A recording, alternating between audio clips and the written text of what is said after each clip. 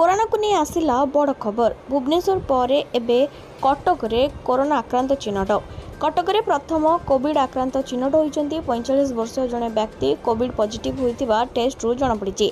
से गत किछि दिन हबो ठंडा ज्वर रे पीड़ित रहितले कोविड टेस्ट करा जिबारु से पॉजिटिव बोली जणा पड़िछि।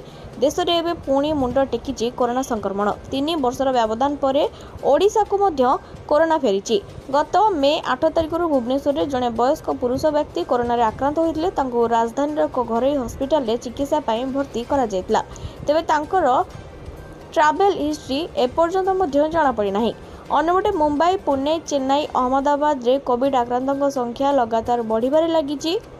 एबे सुधा देश में कोरोना रे 3000 रु अधिक नुआ मामला सामना को आसिलाणी।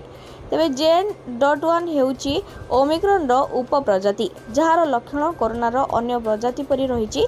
तेबे आगकू